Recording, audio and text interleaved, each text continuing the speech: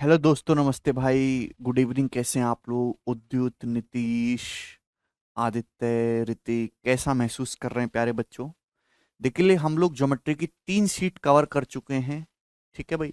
तो आज हम शुरू करेंगे ज्योमेट्री की चौथी शीट, जिसमें हम एक स्पेशल टाइप डिस्कस करेंगे मेरे प्यारे बच्चों। ध्यान से समझने की कोशिश करिएगा। लेकिन उस स्पेशल टाइप को पढ़ने से पहले हम थोड़ा सा रिवीजन करेंगे। ठीक है, जो चीज हमने पढ़ ली है। अच्छा, टॉपिक का नाम चेंज, ठीक है। प्रॉफिट लॉस लिख दिया, गलती से करवा रहे हैं। ठीक है।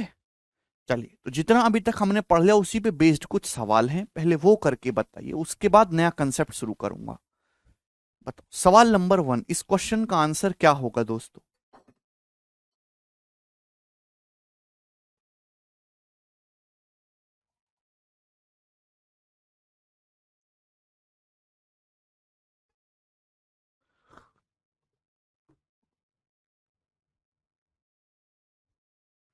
देखिए, एबीसी एक ट्राइंगल है विद इंटीग्रल साइड लेंथ, जिसकी सारी की सारी साइड इंटीजर हैं।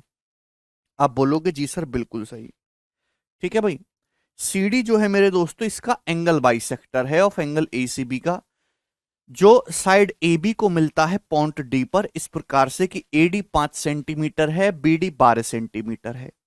तो आपसे पूछा है ट्रायंगल एबीसी का पेरीमीटर क्या होगा, जवाब दीजिए। कौन करेगा जी? बहुत ही बेहतरीन और एक बहुत ही शानदार सवाल है। भाई मेरे दोस्तों, आप ऐसे समझने की कोशिश करिएगा कि जैसे ये एक ट्रायंगल है, इस प्रकार से।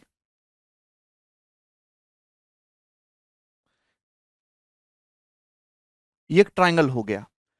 अभी मेरे दोस्तों, ए C B, A B C, ये दोस्तों एक ट्रायंगल है।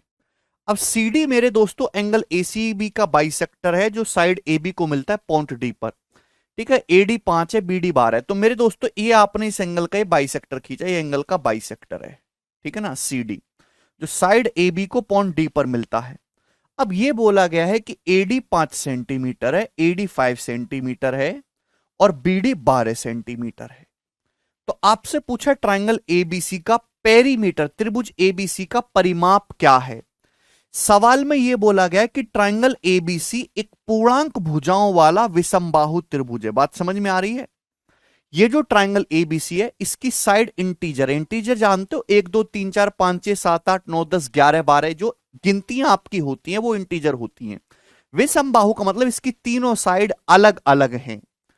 ठीक है भाई। और ये आपने इसका एंगल बाइसेक्टर खींचा है, ये 5 है, 12 है। तो आप बताओ इसका पेरीमीटर क्या होगा? तो देखिए, सबसे पहले अगर किसी भी ट्राइंगल में आप उसका एंगल बाइसेक्टर खींचते, तो एंगल बाइसेक्टर अपोजिट साइड को उसी रेशियो में डिवाइड करेगा जिस रेशियो में एंगल बनाने वाली साइड होंगी। भाई अगर ये 5 सेंटीमीटर है, 12 सेंटीमीटर, रेशियो कितना है? 5 12 का। तो एंगल बनाने वाली साइड का रेशियो भी 5 12 होगा। ये एंगल बनाने वाली साइड का रेशियो भी 5 12 होगा। मतलब ये साइड अगर 5 के है तो ये साइड 12 की होगी। बोलिए।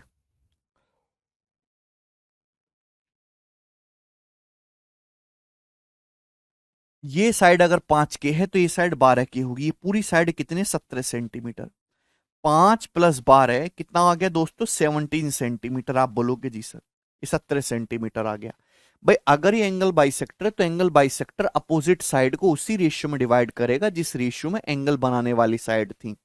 ये 5 सेंटीमीटर, 12 सेंटीमीटर है, तो एंगल बनाने वाली साइड का रेशियो भी 5:12 होगा। अगर ये 5 के है तो 12 के होगी।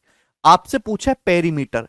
पेरीमीटर होता है तीनों साइड्स का सम। जब तीनों साइड्स का जब आप सम करोगे, तो 5 के और 12 के 17 के, 17 के, और ये +17, ये इसका पेरीमीटर आ जाएगा। तो यानी कि जो भी आंसर आने वाला है वो 17 का मल्टीपल होगा। यानी कि आंसर ये ऑप्शन नहीं हो सकता, आंसर ये ऑप्शन नहीं हो सकता। कि पेरीमीटर जो भी आएगा वो 17 का मल्टीपल आएगा। तो 17 का मल्टीपल, ये दोनों ऑप्शन तो है नहीं, हट गए। लेकिन आप फिर भी दो ऑप्शन में फंस गए। अब कैसे करेंगे? फयाज, कौन से जमाने में हो भाई? हैं? अब बताओ मेरे दोस्तों, यहां से के का मान हम निकालेंगे कैसे? सवाल में यह बोला गया कि ट्राइंगल एबीसी की जो साइड्स है वो इंटीजर हैं, और ये एक स्केलन ट्राइंगल है। बुद्धि लगाइए कि अब हम केवल आपको इसके बारे में कुछ भी नहीं बताएगा, केवल ये बोला गया कि ट्राइंगल एबीसी की साइड्स इंटीजर हैं। के का मान कैसे निकालेंगे?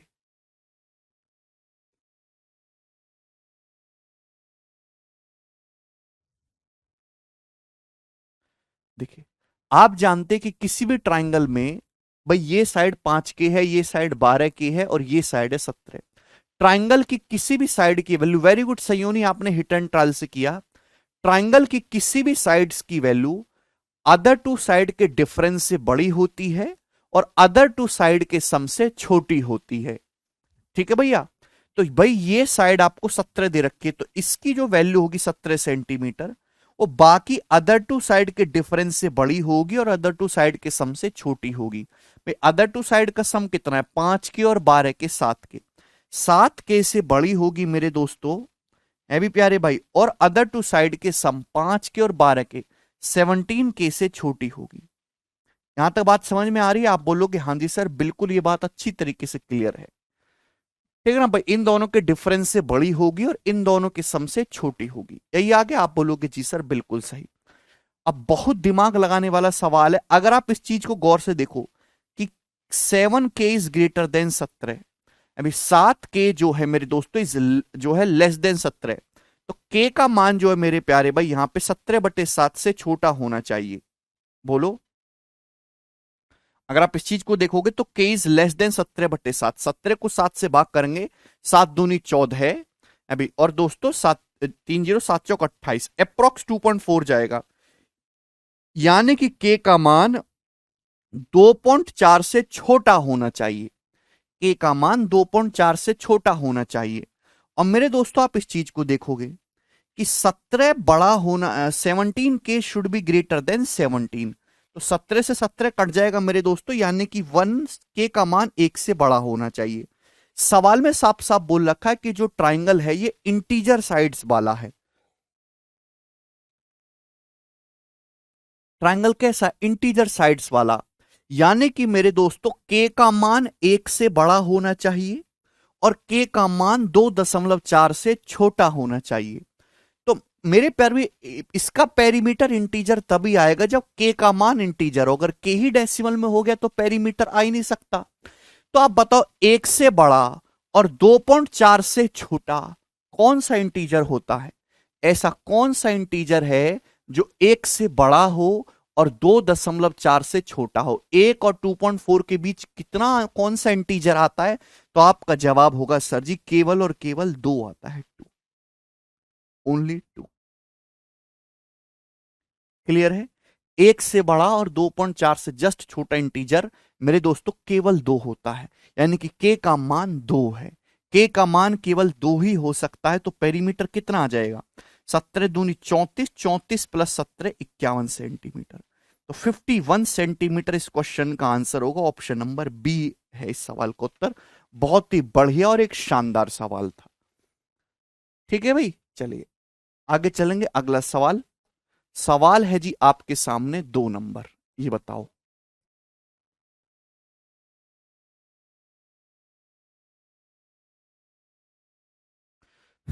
यदि एक ट्राइंगल की एक साइड 7 सेंटीमीटर है और इसका पेरीमीटर 18 सेंटीमीटर है और इस ट्राइंगल का एरिया अंडर रूट 108 है, तो अदर टू साइड्स का मान ज्ञात करिए। यह सवाल सीएचएसएल के पेपर में आया था दोस्तों 2019 में, एज इट इज। ठीक है, ऐसे सवाल पेपर में आते हैं, जवाब दीजिए।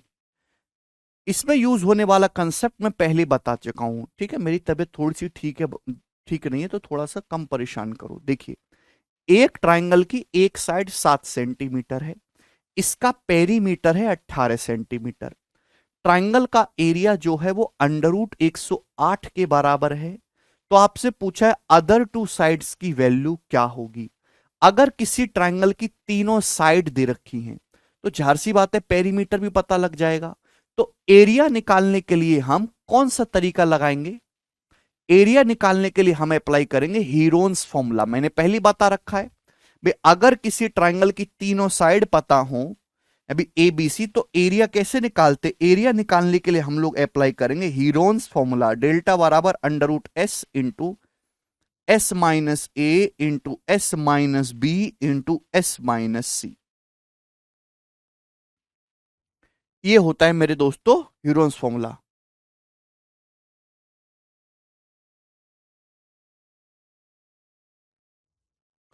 Under root S into S minus A into S minus B into S minus C. भाई यहां पे ट्राइंगल की एक साइड 7 सेंटीमीटर, इसका पेरीमीटर 18 है। अगर ट्राइंगल का पेरीमीटर 18 है तो सेमी पेरीमीटर कितना होगा? सेमी पेरीमीटर होता है पेरीमीटर का आधा, 18 का आधा यानी कि 9 सेंटीमीटर। 9 सेंटीमीटर ये हो गया। ट्राइंगल की एक साइड, एक भुजा त्रिभुज की 7 दे रखी है, बाकी दो भुजाएं आपको निकालनी है। एरिया अंडर रूट 108 है। तो ऐसे सवालों को करने का बेस्ट तरीका है ऑप्शन से।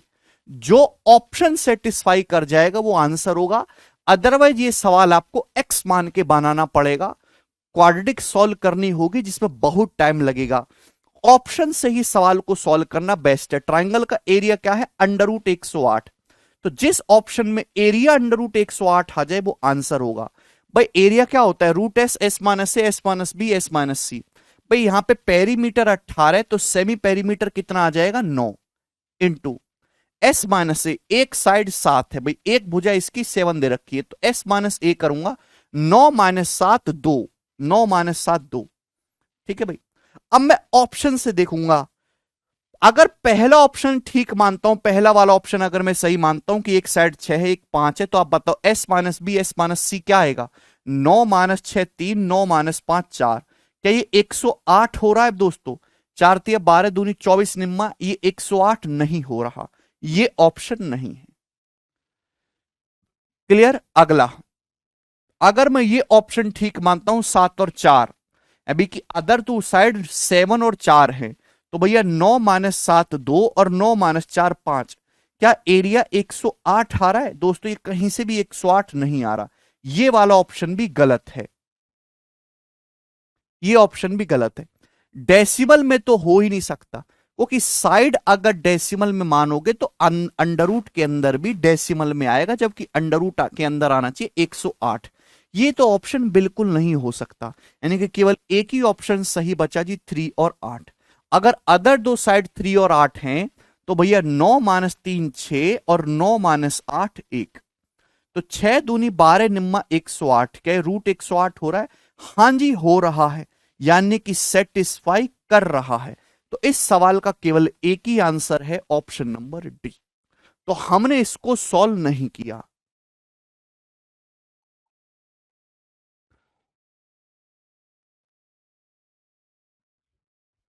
समझ में आया कैसे किया है दोस्तों? इस सवाल को ऑप्शन से बनाया। जो ऑप्शन एरिया अंडर रूट 108 दे देगा वो करेक्ट होगा, और जो नहीं देंगे वो गलत हो जाएंगे।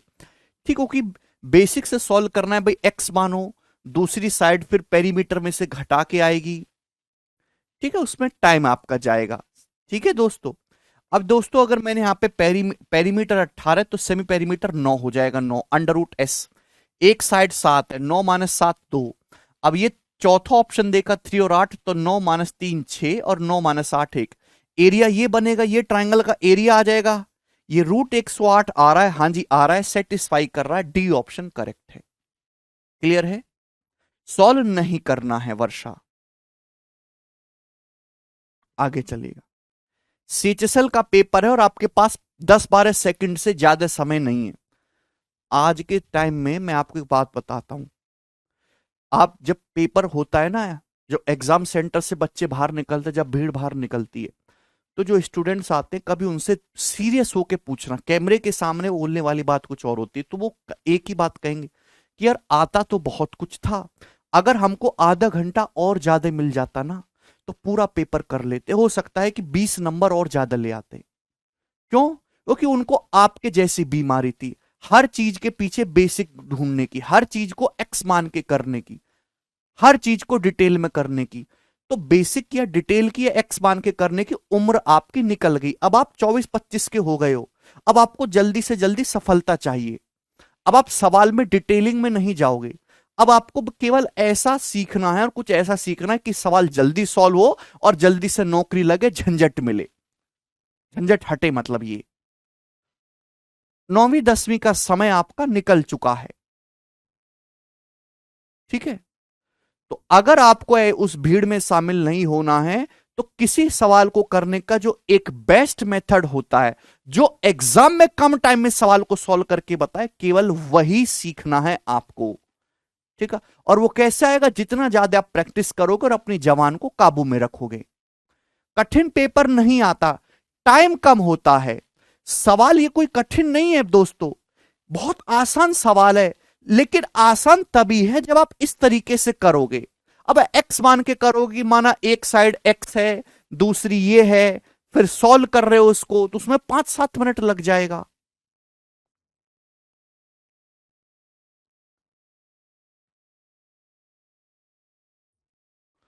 अब आपके पास इतना नहीं है कि आप रिसर्च करो इन चीजों पर, रिसर्च करने की उम्र बीत गई दोस्तों अब आपकी।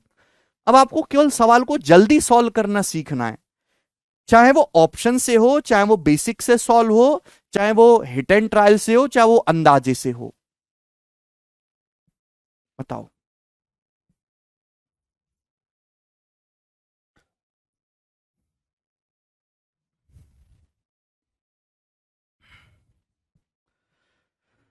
ये बताइएगा, इन्हें ट्रायंगल एबीसी, तो जो गलतियां दूसरे करते हैं आप उससे तो सीखो भाई। इतना बड़ा सिलेबस है ज्योमेट्री का, इतना कुछ नया सीखने के लिए है। आप पुरानी चीजों में उलझे रहना चाहते हो उम्र भर। हाँ जी, बताओ कौन करेगा इस क्वेश्चन का आंसर? ट्रायंगल एबीसी में साइड एसी की लंबाई एबी के दुगने से 4 सेंटीमीटर ज्यादा है। बीसी की जो लंबाई है एबी की लंबाई के 3 गुने से 4 सेंटीमीटर कम है।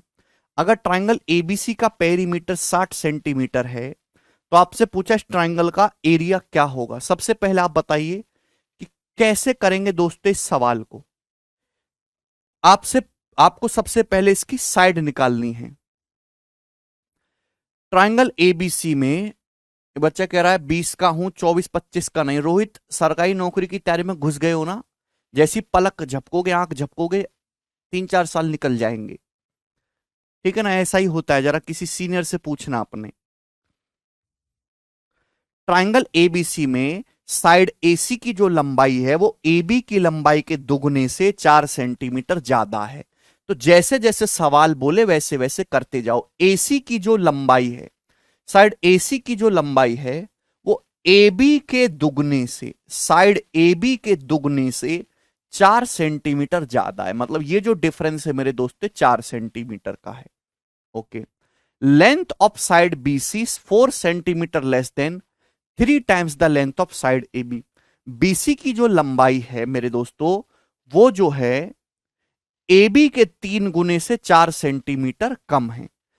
बीसी की जो लेंथ है मेरे दोस्तों, साइड बीसी की जो लंबाई है वो ए बी के लंबाई के 3 गुने से, साइड ए बी की लेंथ के 3 गुने से कितना मेरे प्यारे भाई? 4 सेंटीमीटर कम है, 4 सेंटीमीटर लेस है।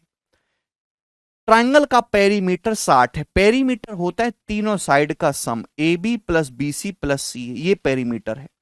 तो तीनों साइड का सम यानी कि पेरीमीटर 60 सेंटीमीटर। एरिया बताओ। किसी भी ट्रायंगल का एरिया आप तभी निकाल पाओगे क्योंकि यहां पे 3 इक्वेशन है, जब ट्रायंगल की तीनों साइड पता लग जाए। अगर साइड पता लग जाएंगी तो एरिया आ जाएगा। क्लियर है? जवाब दीजिए अब।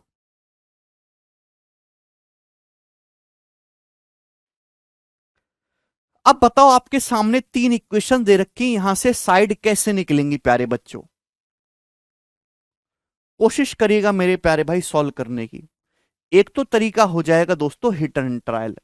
दूसरा मेरे प्यारे भाई कि आप इन तीनों को ऐड कर दीजिए, आप इन तीनों इक्वेशंस को जोड़ दीजिए। जोड़ने से फायदा क्या होगा? जब आप जोड़ेंगे अभी मेरे दोस्तों, तो ये BC और ये BC कैंसल आउट हो जाएगा, AC और AC 2AC हो जाएगा दोस्तों, 2AC। प्यार से समझिएगा, 2AC। ये BC BC कैंसल आउट हो गया, 3AB minus 2AB, AB plus AB 2AB हो जाएगा, 2AB। तो 2AB अभी प्लस 2AC, तीनों को हमने जोड़ दिया, कितना हो गया? 68। तो AB प्लस AC आ गया दोस्तों 34। अभी AC प्लस AB कितना आ गया मेरे दोस्तों? 34 सेंटीमीटर आ गया, 34 सेंटीमीटर। कोई भी स्टूडेंट इस बात को आसानी से समझ सकता था। भाई हमने जैसे इन तीनों इक्वेशंस को जोड़ा, है भी, तीनों को जोड़ा, जोड़ तो आप सकते हो ना, मैं लिख नहीं रहा, आप अपनी कॉपी में कर लो, जोड़ो, ठीक है ना, जोड़ो, मेरे दिमाग से मत जोड़ना सीखे, आप अपने दिमाग से जोड़िए।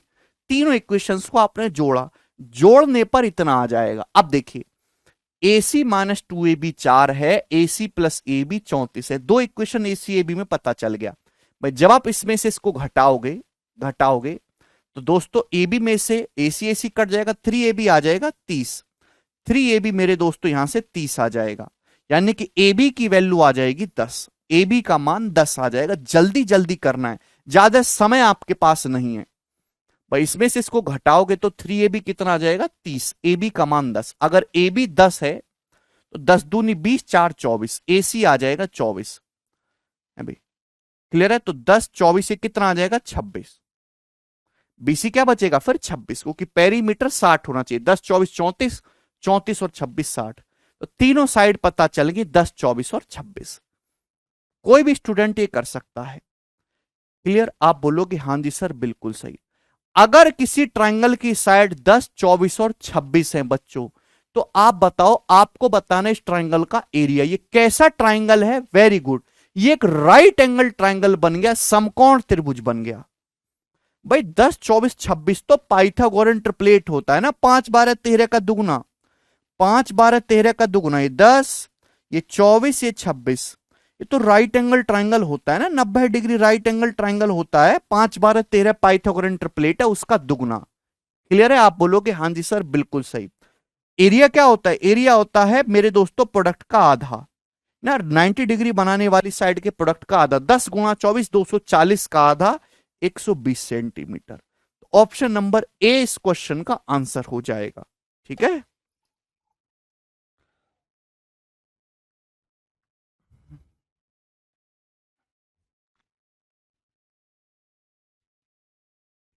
बताओ, यहां तक किसी भी स्टूडेंट को कोई डाउट आया हो?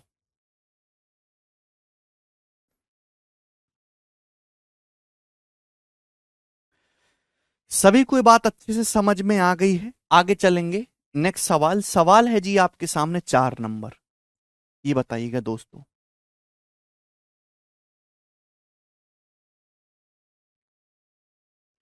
और मजाक नहीं उड़ाना है, वाकई में कम से कम प्रीवियस ईयर में आपको 15-16 सवाल दिखेंगे जो इस टाइप के हैं। एक बच्चा कह रहा है सर हीरोन्स फॉर्मूला से कर सकते हैं, रोहित बेटा कर सकते हैं। यार आप ऐसा क्यों कहते हो हर बार कि ऐसे कर सकते वैसे कर सकते हैं? भाई दिल्ली से चंडीगढ़ जाने के कई सारे रास्ते हैं, आप कौन सा रास्ता लोगे जो सबसे बढ़िया हो, जहां पेट्रोल कम से कम लगे? ऐसे तो आप दिल्ली को ही घूमते रहो घूमते रहो घूमते रहो 20 दिन तक, तब चंडीगढ़ निकलो, ये भी रास्ता है। या फिर सबसे शॉर्टकट हाईवे पकड़ो और दोस्त तुरंत 2 घंटे में चंडीगढ़ पहुंच जाओ।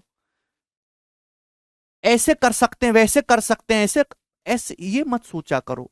जो चीज आपके सामने सवाल में सबसे सिंपल दिखाई दे रही है उस चीज से करेंगे। जब आपको राइट एंगल ट्रायंगल दिख रहा है और राइट एंगल ट्रायंगल का एरिया निकालने का आसान तरीका हमारे पास है, 1/2 साइड्स का प्रोडक्ट, तो हम उसमें क्यों लगाएंगे हीरोन्स फॉर्मूला? क्यों अपना टाइम खराब करेंगे? कर सकते हो को त्याग दीजिए, जो शॉर्टेस्ट है वही करूंगा, ये मन में उतारिए।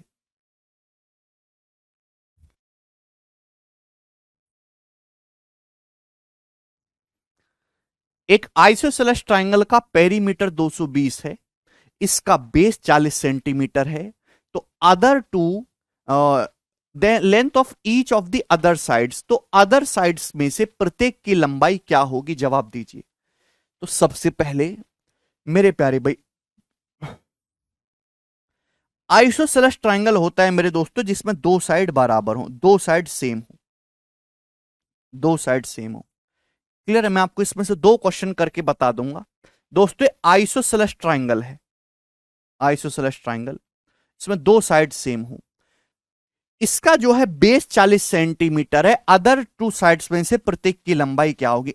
पेरीमीटर 220 है, अगर पेरीमीटर 220 है, ये 40 है, तो बाकी अदर टू साइड कितनी, अदर टू साइड का सम क्या होगा? 180। भाई परिमाप होता है तीनों साइड का सम, 220 में से 40 घटाएंगे कितना आता है 180। तो बाकी अदर दो साइड 180 होंगी, लेकिन दोनों बराबर बराबर होंगी, तो प्रत्येक साइड की लंबाई क्या हो जाएगी 180 का आधा 90। तो 90 आंसर आ जाएगा, बिना कलम उठाए ये भी 90 होगी और दोस्तों ये भी 90 होगी। किसी को यहां तक कोई समस्या? आप बोलोगे नहीं सर कोई भी समस्या नहीं है। बात समझ में आ गया?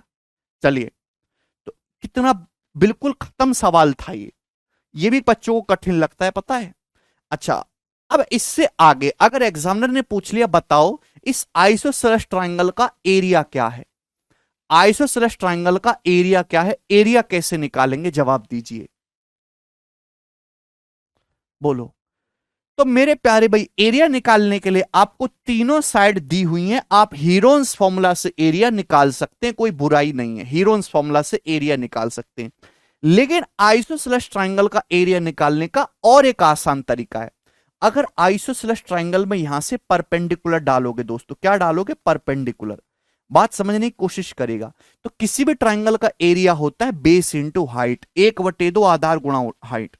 अब ये दोस्तों आधा आधा कर देगा, हाफ हाफ, क्योंकि आइसोसेलेस ट्रायंगल में परपेंडिकुलर डालेंगे तो हाफ हाफ कर देगा, 20 हो जाएगा, ये भी 20 हो जाएगा। तो मेरे दोस्तों आप बताइएगा कि ये कितना आ जाएगा, हाइट कितनी आ जाएगी पाइथागोरस से, 90 डिग्री के सामने ये 90 है, ये 20 है, तो 10 तो आना ही है मेरे दोस्तों, 10 तो आएगा ही आएगा। अभी यहां 9 है, यहां दुगना है, तो 81 माइनस 4 √77 आ जाएगा, ये हाइट हो जाएगी 10 √77। अबे 8100 माइनस 400 7700 का √10 √77, ये हाइट आ जाएगी। क्लियर है? एरिया निकालना है। देख किसी भी आइसोसेलेस ट्रायंगल का किसी भी ट्रायंगल का एरिया होता है 1/2 आधार गुणा ऊंचाई। भाई आधार कितना है, पाइथागोरस से आया बेटा, पाइथागोरस से क्यों परेशान करते हो। आधार कितना है 40, ये बेस कितना है 40 40, और गुणा हाइट, हाइट कितना है 10 √77। तो ये एरिया आ गया दोस्तों 200 √77, 200 √77 आ गया, ठीक है।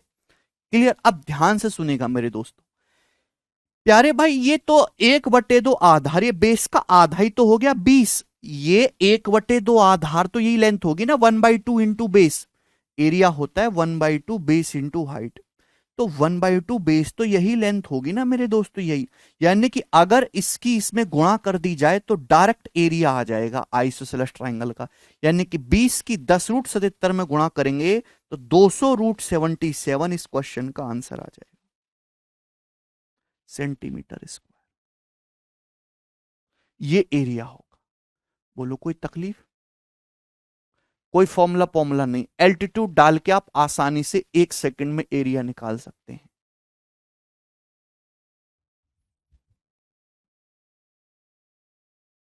किसी स्टूडेंट को इसमें कोई डाउट? मुझे लगता है सभी को समझ में आ गया बेटा। सैफुद्दीन पाइथागोरस लगा लो, कम से कम इतना तो सीख लो आप, आगे चलेंगे। अगला सवाल, सवाल है दोस्तों आपके सामने, तो मैंने बताया कि आइसोसेलेस ट्रायंगल का एरिया जल्दी से कैसे निकालोगे। 5 नंबर, ये जवाब दीजिए।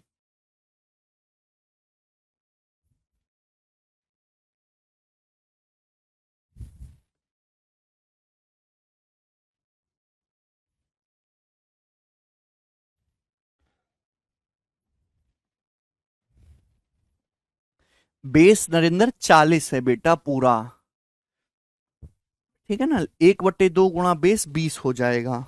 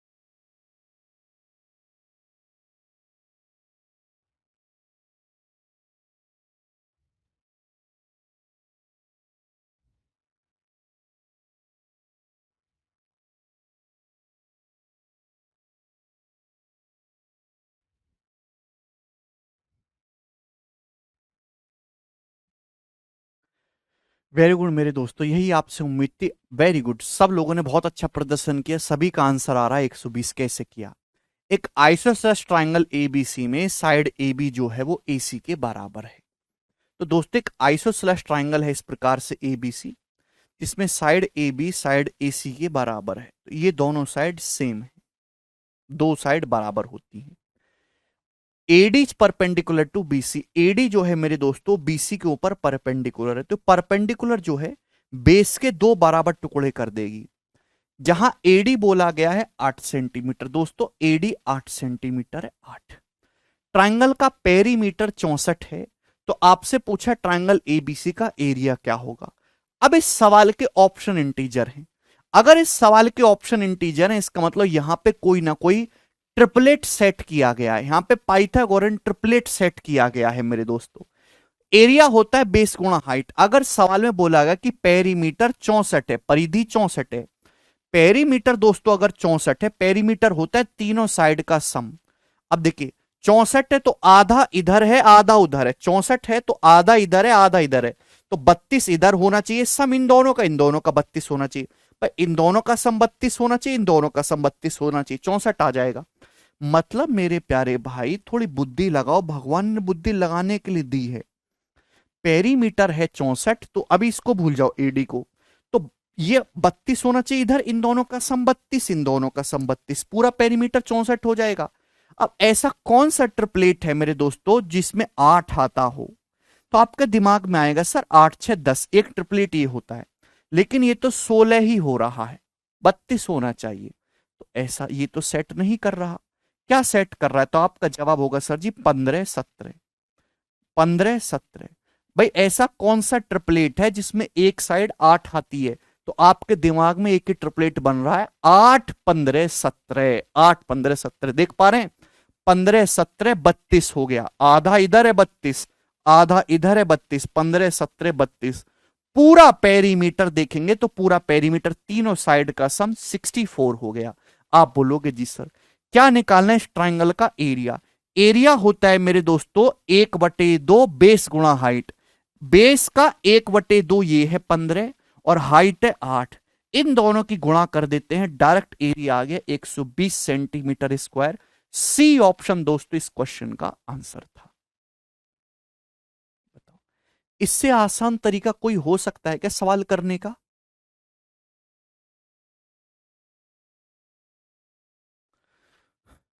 ठीक है जी, तो मुझे लगता है कि आपको ये बात बहुत अच्छी तरीके से समझ में आ गई है और अब हम आगे चलेंगे नेक्स्ट क्वेश्चन की तरफ। मेरे दोस्तों सवाल है जी आपके सामने, 6 नंबर पहले ही हो चुका है 7। बताओ।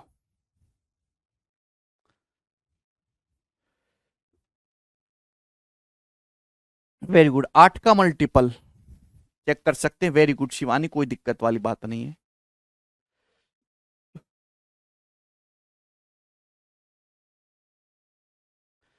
वेरी गुड, आंसर इंटीजर है तो 8 का मल्टीपल होगा ही, ये बिल्कुल सही बात कह रहे हैं आप लोग, इसमें कोई मनाही नहीं है। क्योंकि एरिया क्या होगा भाई, दिस गुणा दिस, और आंसर इंटीजर आ रहा है तो 8 का मल्टीपल होगा, 8 का मल्टीपल।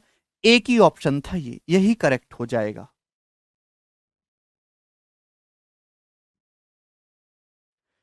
बताइए, एक ट्राइंगल की दो साइड 40 और 41 है, ट्राइंगल का पेरीमीटर 90 है, एरिया क्या है? अगर किसी ट्राइंगल की साइड 40 और 41 है और पेरीमीटर 90 है, तो तीसरी साइड मेरे दोस्तों 9 होगी, तभी तो 90 होएगा। 41 40 9 41, और आपसे एरिया पूछा है तो राइट एंगल ट्राइंगल हो गया, 9 40 41 ट्रिपलेट। राइट एंगल ट्राइंगल का एरिया 1/2, 1/2 राइट एंगल बनाने वाली साइड का प्रोडक्ट, तो 41 तो हाइपोटिनस हो गया। राइट एंगल बनाने वाली साइड कौन सी होगी? 40 और 9, 1/2 40 गुणा 9 मेरे दोस्तों, यानी कितना आ जाएगा? 180 180 सेंटीमीटर स्क्वायर इस क्वेश्चन का आंसर होगा जी। डी ऑप्शन करेक्ट है।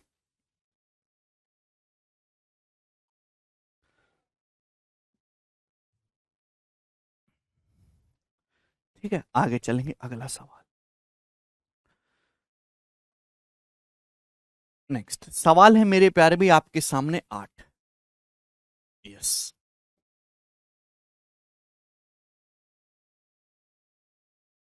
ये बताइए। अब यहां से एक नया स्पेशल टाइप मेरे दोस्तों आपके सामने आ रहा है, और ये टाइप हद से ज्यादा इंपॉर्टेंट है, पेपर में भर भर के इस पे सवाल आता है। सबसे पहले मैं आपको समझाता हूं कि है क्या। एक ट्राइंगल एबीसी में साइड ए बी 8 सेंटीमीटर है, एसी 12 सेंटीमीटर है। एडी जो है एंगल बीएसी का एंगल बाइसेक्टर है। अगर एंगल बीएसी की लंबाई 60 डिग्री है तो एडी की लंबाई क्या होगी, यह सवाल आपसे पूछा गया है। नेक्स्ट टाइप है मेरे दोस्तों, यहां से नए क्वेश्चन से आपके सामने। भाई एक ट्राइंगल एबीसी है जिसमें साइड ए बी 8 है, एसी 12 है, तो इस प्रकार से है दोस्तों। ये ट्राइंगल एबीसी है जिसमें साइड ए बी 8 है, एसी 12 है, और ये जो एंगल ए है बीएसी 60 डिग्री है। अब आपने मेरे दोस्तों ये बोला एडी, ये जो एडी है मेरे दोस्तों ये एंगल बीएसी का बाइसेक्टर है। ये लाइन एडी एंगल बीएसी का बाइसेक्टर है, मतलब अगर ये 60 था तो आधा आधा हो जाएगा 30 डिग्री। भाई ये भी 30 डिग्री और ये भी 30 डिग्री। आप बोलोगे हाँ जी सर बिल्कुल सही, कोई तकलीफ। आपसे पूछा इस एडी की लंबाई क्या होगी। एंगल बीएसी 60 है और ये लाइन एडी एंगल बाइसेक्टर है, तो आधा आधा हो जाएगा 30-30 डिग्री। एडी की लंबाई आपको बतानी मेरे दोस्तों, मैंने एक्स मान लिया। क्या होगी एडी की लंबाई, अब ध्यान से समझिएगा। कुछ बच्चे कहेंगे सर कि ये तो एंगल बाइसेक्टर की लंबाई हमें निकालनी है, एंगल बाइसेक्टर की लंबाई का फॉर्मूला लगा लो। सर फॉर्मूला मैं लगाऊंगा तो फॉर्मूला तो तभी कामयाब होगा ना जब बीडी और डीसी की लंबाई दी हो। जब बीडी डीसी की लंबाई ही आपको नहीं दी गई है तो यहां फॉर्मूला नहीं लगेगा। यहां कुछ और जुगाड़ है एक्चुअली। अगर आपको बीच का एंगल दे रखा है, बीच का एंगल दे रखा है, तो आप ज्यादा आसानी से एंगल बाइसेक्टर की लंबाई निकाल सकते हैं। साइड 8 है, 12 है, ये एंगल 60 डिग्री है। ये आपने एंगल बाइसेक्टर खींचा एडी तो आधा आधा हो गया 30-30 डिग्री। आपको एडी की लंबाई निकालनी है। बताओ दोस्तों कैसे करेंगे, प्यार से समझने की कोशिश करिएगा।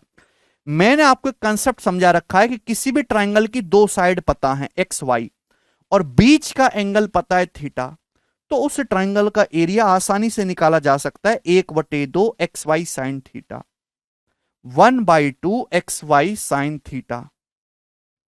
किसी भी ट्राइंगल का एरिया होता है 1/2 साइड्स का प्रोडक्ट बीच के एंगल का sine, 1/2 x y sine theta. अगर दो साइड पता है, बीच के एंगल पता है, तो यहां पे इसी कंसेप्ट को हम लोग अप्लाई करेंगे मेरे दोस्तों। ध्यान से समझने की कोशिश करिएगा।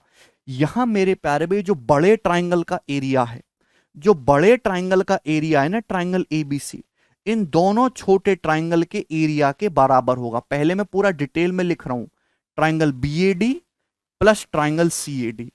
ये बात तो सभी को समझ में आ गई ना, बोलो। जो बड़े ट्राइंगल का एरिया है वो इन दोनों छोटे छोटे ट्राइंगल के एरिया के बराबर हो जाएगा, बीएडी और सीएडी के। अब बताइए दोस्तों बड़े ट्राइंगल का एरिया कैसे होगा। ये साइड 8 है, ये साइड 12 है, बीच का एंगल 60 है, तो बड़े ट्राइंगल का एरिया हो जाएगा 1/2 8 गुणा 12, बीच के एंगल का साइन, बीच के एंगल का साइन, साइन 60 डिग्री का मतलब √3/2, √3/2 बराबर।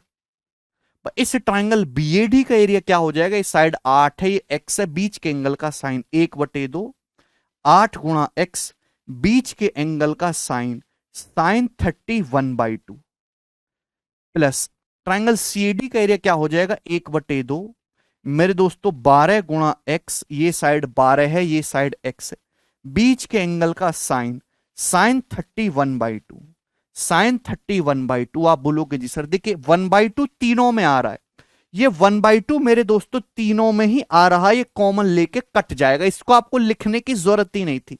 मतलब जब ये सवाल आप सॉल्व करते तो आप इस 1/2 को लिखते ही नहीं, क्योंकि ये 1/2 तो सभी में आएगा, तो इसको लिख के आपको टाइम खराब क्यों करना अपना, बोलो। इसको लिख के आपको अपना टाइम खराब क्यों करना? जवाब दीजिए। ये तो आपको लिखना ही नहीं है। आप बोलोगे हाँ जी सर बिल्कुल सही। तो दो छिक्का 12 मेरे दोस्तों, यानी कि 48√3 ये हो जाएगा। आप बोलोगे जी सर बिल्कुल सही। 4x और 6x 10x, यानी कि x आ जाएगा 48/10, यानी कि 24/5। 24/5√3 यही इस क्वेश्चन का आंसर है। 24√3/5 सेंटीमीटर, यानी कि डी ऑप्शन करेक्ट हो गया। तो सवाल तो मेरे दोस्तों एक ही लाइन का है, केवल एक ही लाइन का क्वेश्चन है। x बराबर 24√3/5। ठीक है, तो 1/2 1/2 लिखने का चक्कर नहीं होना चाहिए। ये भी आपको कैलकुलेशन कम से कम करनी है दिमाग में।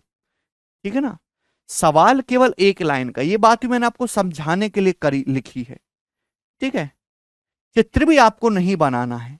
कर लोगे कि पेपर में अगर इस टाइप का सवाल आएगा तो क्या अब आप कर लोगे?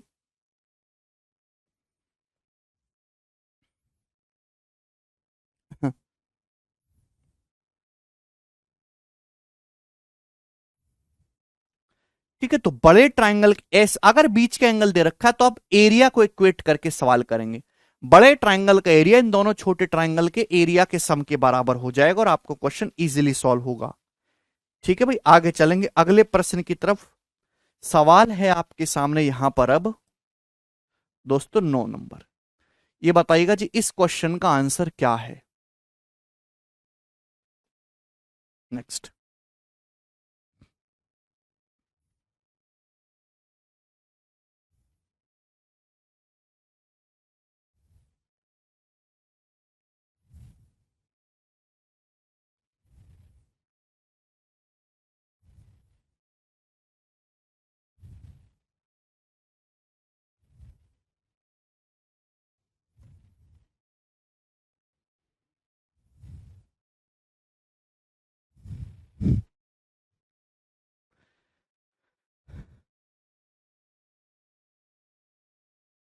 ये बताइए जल्दी से।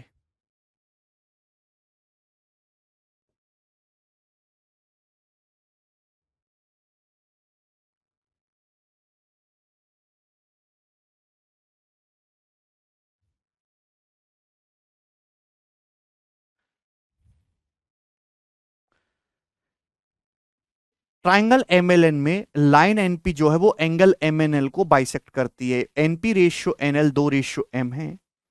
एंगल एमएनएल 120 डिग्री का है, तो NP ratio NL ratio MN आपसे पूछा गया। जवाब दो। बहुत ही बेहतरीन सवाल है, एग्जाम का पूछा हुआ क्वेश्चन है मेरे दोस्तों। आपके सामने एक ट्राइंगल एमएनएल है जिसमें एंगल एमएनएल 120 डिग्री का है।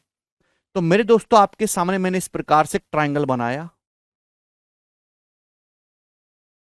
ये ट्राइंगल है एम एन एल, जिसमें ये वाला जो एंगल है दोस्तों ये 120 डिग्री का है, 120 डिग्री का। ठीक है, angle M N L. NP से एनएल का जो रेशियो 2:3 है।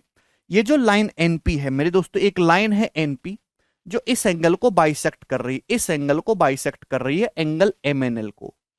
ठीक है भाई, तो अगर ये बाइसेक्ट कर रहे तो हाफ हाफ हो जाएगा, 60-60 डिग्री हो जाएगा। ये भी 60 डिग्री, ये भी 60 डिग्री। चलिए, सवाल में जो दिया हुआ वो ये दिया हुआ है कि एनपी से एनएल का रेशियो 2:3, यानी कि एनपी अगर 2 है तो एनएल 3 है। एनपी 2 है, एनएल 3 है।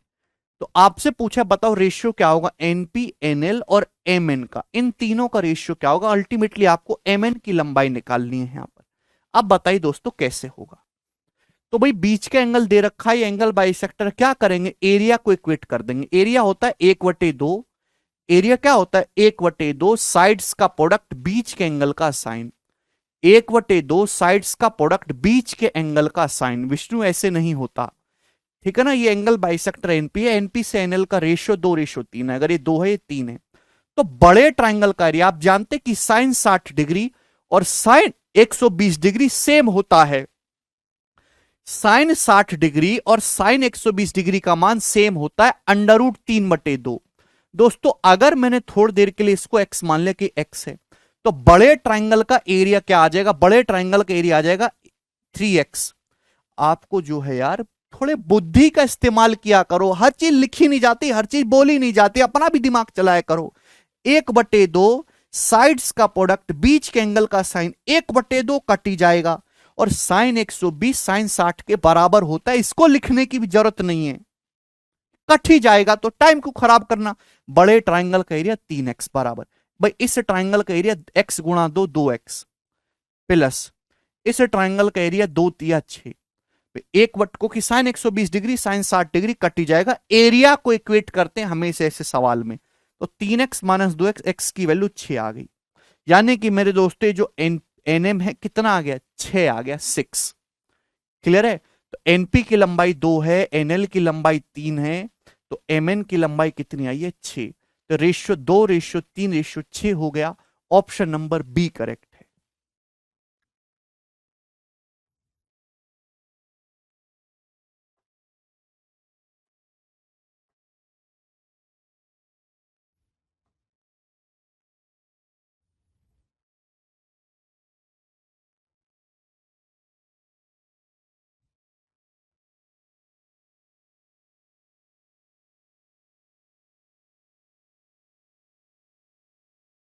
समझ में आया दोस्त? तो एक बहुत ही बढ़िया और एक शानदार सवाल था ये। ठीक है, आगे चलेंगे, एक और सवाल आपके सामने होगा ऐसा ही डिट्टो, 10 नंबर क्वेश्चन, इसको करके बताइएगा जी। इस सवाल का आंसर क्या होगा? सीडीएस के पेपर में दोस्तों इस सवाल पूछा गया है, सीडीएस की परीक्षा में।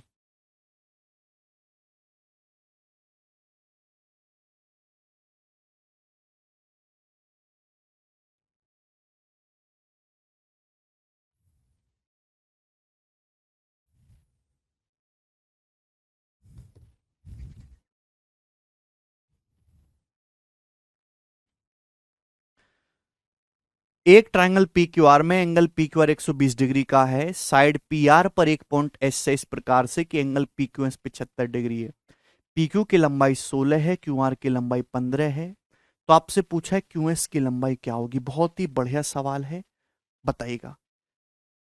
देखिए मेरे दोस्तों, आपके सामने एक ट्रायंगल है पी क्यू आर, ढंग से समझने की कोशिश करिएगा। ये एक ट्रायंगल है जिसमें angle P Q R 120 degree का है, तो इस प्रकार से ट्रायंगल हो गया पी क्यू आर। ये angle P Q R 120 degree का है, पी क्यू की लंबाई 16 सेंटीमीटर है, क्यू आर की लंबाई 15 सेंटीमीटर है मेरे दोस्तों, ठीक है ना।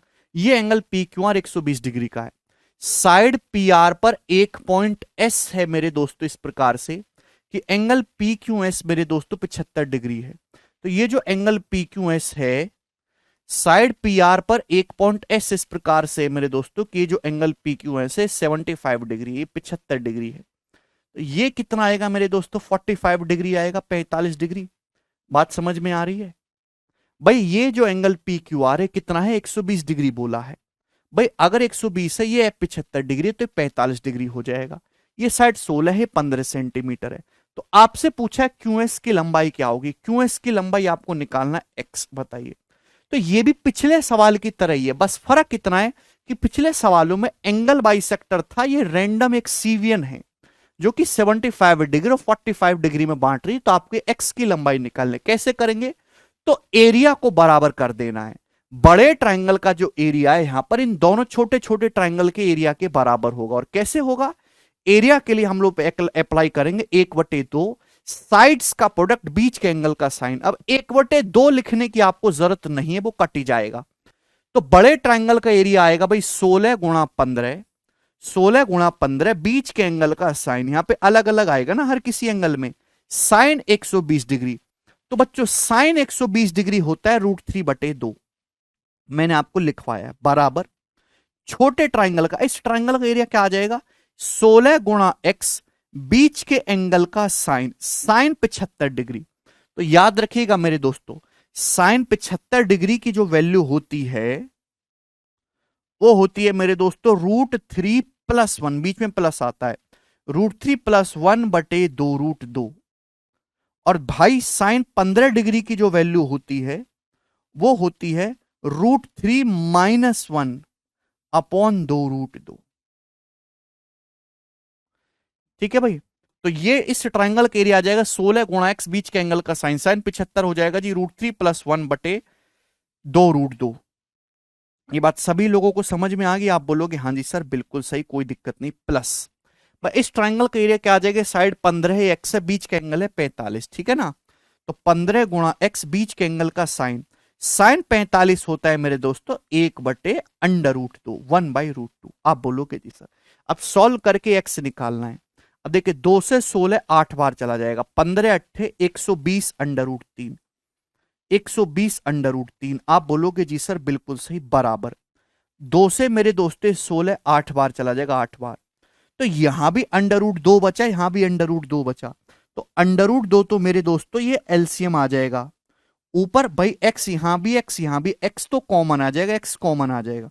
ब्रैकेट में क्या बचेगा? ध्यान सुनेगा भाई, एक्स तो यहां भी एक्स, यहां भी एक्स कॉमन आ गया। 8√3 प्लस 8, 8√3 प्लस 8। भाई 8 की जब गुणा होगी, 8√3 प्लस 8, और यहां 15, 8 प्लस 15 23।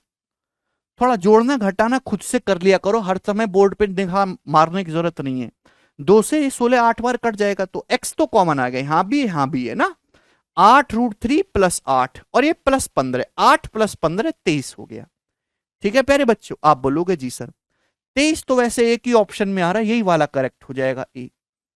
एक्स की लंबाई आपको निकालनी है, तो उधर पहुंचेगा √3 गुणा √2 √6, 120/√6 बटे मेरे दोस्तों अपॉन में आ जाएगा, ये पूरा का पूरा अपॉन में आ जाएगा ना। 23 प्लस 8√3, ये इस क्वेश्चन का आंसर हो गया। कौन सा ऑप्शन करेक्ट है दोस्तों? 10 ऑप्शन करेक्ट है।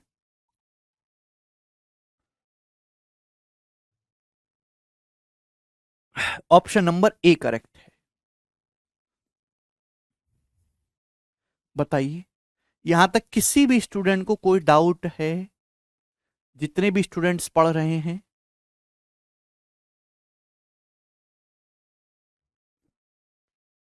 यस 8√3 भी एक ही ऑप्शन में, श्वेता बिल्कुल सही।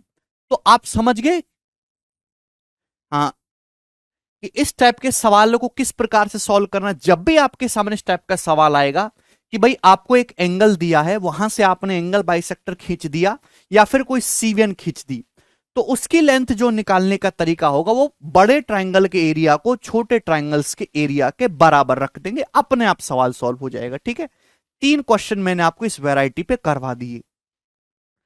आगे चलेंगे मेरे दोस्तों, नेक्स्ट कंसेप्ट, नेक्स्ट टाइप हो गया। हाँ मीनाक्षी बिल्कुल। अगला सवाल, सवाल है मेरे दोस्तों आपके सामने 11 नंबर। प्यारे बच्चों ये बताइए जी इस क्वेश्चन का क्या आंसर है दोस्तों, जल्दी से। बहुत बहुत इंपॉर्टेंट कंसेप्ट है।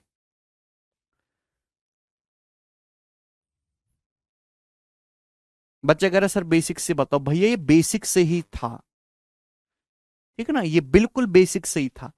एरिया बराबर करना है, इसमें कौन सी भयानक लेवल की टेक्नोलॉजी मैंने लगा दी है? क्या आप ट्राइंगल का एरिया भी बराबर नहीं कर सकते? ये बताइएगा, which of the following cannot be the area of the triangle of perimeter 60 centimetre. इन चारों ऑप्शन में से कौन सा उस ट्राइंगल का एरिया नहीं हो सकता जिस ट्राइंगल का पेरीमीटर 60 सेंटीमीटर है? अब बहुत ही इंपॉर्टेंट कंसेप्ट है, इस कंसेप्ट को समझाने से पहले मैं आपके सामने दोस्तों एक जो है कंसेप्ट, एक लाइन लिखना चाहूंगा। If perimeter is fix, if perimeter of a triangle is fixed, if perimeter of a triangle is fixed,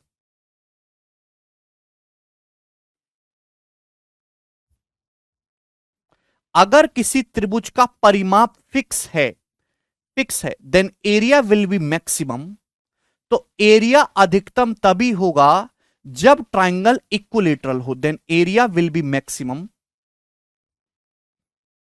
then area will be maximum when triangle is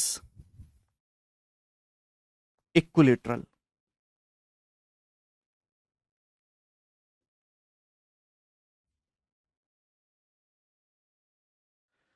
अगर किसी त्रिभुज का परिमाप फिक्स है तो मेरे दोस्तों उस ट्राइंगल का एरिया अधिकतम तभी होगा जब ट्राइंगल एक समबाहु त्रिभुज हो। क्या इस बात का मतलब समझ पाए? फिर से समझिए, अगर किसी त्रिभुज का परिमाप फिक्स है कि भाई आपके सामने एक ट्राइंगल दे दिया, इस ट्राइंगल का परिमाप सपोज 60 सेंटीमीटर है, परिमाप फिक्स कर दिया, तो 60 सेंटीमीटर, एक एग्जांपल ले रहा हूं कि जैसे आपके सामने बोला किसी बूढ़े व्यक्ति ने कि एक त्रिभुज बनाओ बेटा जिसका परिमाप 60 सेंटीमीटर, एक त्रिभुज बनाओ जिसका परिमाप 60 सेंटीमीटर है। आप बोलेंगे दादाजी बिल्कुल बना देंगे, लेकिन दादाजी बोले मैक्सिमम एरिया का बनाना है। क्या बनाना है? मैक्सिमम एरिया का बनाना है। तो 60 सेंटीमीटर परिमाप वाले तो दुनिया में बहुत सारे ट्राइंगल बन सकते हैं भाई। ये भी बन सकता है, ये भी बन सकता है 24, 26, 10, इसका परिमाप भी 60 है मेरे दोस्तों। ये भी बन सकता है 25, 15, 20, इसका पेरीमीटर भी 60 है। 60 सेंटीमीटर परिमाप वाले तो बहुत सारे ट्राइंगल बन सकते हैं। दादाजी ने बोला तुझे बेटा काम करना है, 60 सेंटीमीटर परिमाप वाला एक त्रिभुज बनाना है, एक खेत बनाना है, लेकिन शर्त ये रखनी है कि मेरे दोस्तों क्षेत्रफल जो एरिया है वो मैक्सिमम होना है। तो अब आप फंस जाओगे, क्योंकि 60 सेंटीमीटर परिमाप वाले तो बहुत सारे ट्राइंगल बनाए जा सकते जिनका परिमाप 60 हो, लेकिन उन सभी ट्राइंगल में मेरे दोस्तों एरिया किस वाले ट्राइंगल का मैक्सिमम होगा? एरिया उस ट्राइंगल का मैक्सिमम होगा मेरे प्यारे भाई जो इक्विलेटरल होगा, यानी कि जिसकी तीनों भुजाएं बराबर बराबर इक्वल इक्वल होंगी। क्लियर है? जिसकी तीनों भुजाएं बराबर होंगी। अगर परिमाप 60 है तो तीनों साइड बराबर बराबर करने का मतलब बटे 3 कर दो, 20 20 20। इस वाले त्रिभुज का क्षेत्रफल, पेरीमीटर तो सभी का 60 है मेरे दोस्तों, लेकिन इन सभी त्रिभुजों में सबसे ज्यादा एरिया इस वाले त्रिभुज का है क्योंकि ये इक्विलेटरल है। बात समझ में आई? यहां तक किसी भी स्टूडेंट को कोई डाउट, कोई समस्या? क्या सभी को कंसेप्ट क्लियर हुआ? अगर किसी त्रिभुज का परिमाप फिक्स है तो उसका क्षेत्रफल अधिकतम तभी निकलेगा फिक्स परिमाप वाले त्रिभुज का जब वो एक इक्विलेटरल ट्राइंगल बने, वो एक समबाहु त्रिभुज बने, मतलब तीनों साइड बराबर बराबर हो। आप बोलोगे जी सर, एग्जाम्पल से मैंने आपको समझा दिया। अब ये सवाल आपके सामने पूछा गया है एग्जाम का, ठीक है भाई, कंसेप्ट था ये। अब इस पे बेस सवाल कि बताओ इनमें से कौन सा ऑप्शन ट्राइंगल का एरिया नहीं हो सकता जिस ट्राइंगल का पेरीमीटर 7 है।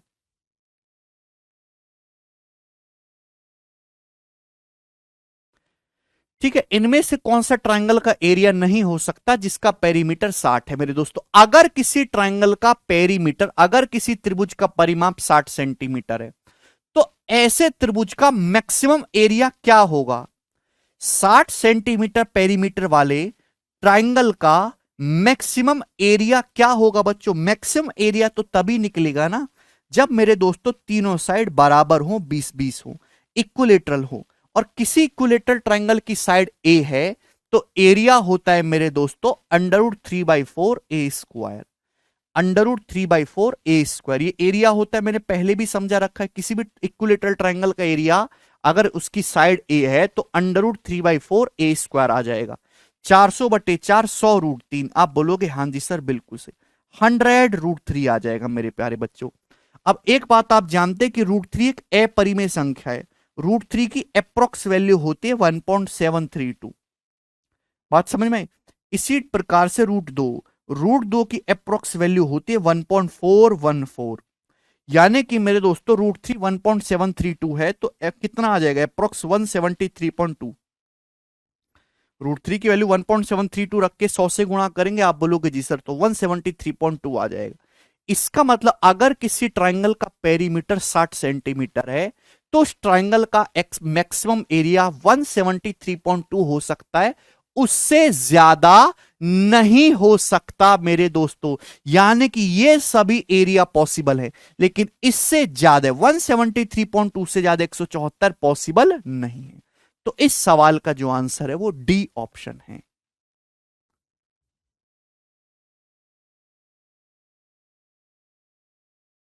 मैं भास्कर कह रहे मैक्सिमम एरिया क्वेश्चन में नहीं दिया है सर, तो मैंने कब बोला दिया है? मैंने तो अपनी मर्जी से निकाला। हमारी भी कोई मर्जी चलेगी कि नहीं, कि सब कुछ सवाल की मर्जी चलेगी।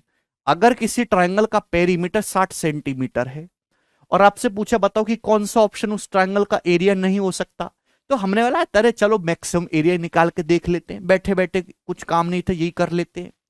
तो 60 सेंटीमीटर परिमाप वाले त्रिभुज का अधिकतम एरिया आ गया 173.2। अब 173.2 से ज्यादा तो एरिया बन ही नहीं सकता। अब एक ऑप्शन में 174 दे रखा है, यह बात गलत है, इसको हटाओ। क्लियर? किसी को कोई समस्या इसमें? मुझे लगता है कि यह बात आपको बहुत ही प्रेम भाव से समझ में आई। आगे चलेंगे दोस्तों अगले सवाल की तरफ। सवाल है जी आपके सामने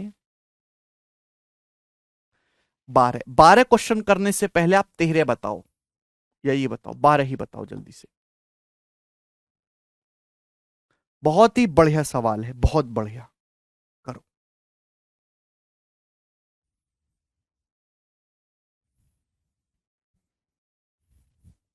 एक बच्चा कह रहा कौशिंदर मिनिमम क्या होगा? देखिए मिनिमम तो बे दोस्तों आप जीरो ले सकते हैं। मिनिमम एरिया आएगा लगभग जीरो, लगभग zero minimum area. Minimum area तो मेरे दोस्तों लगभग जीरो के नजदीक आप समझिए।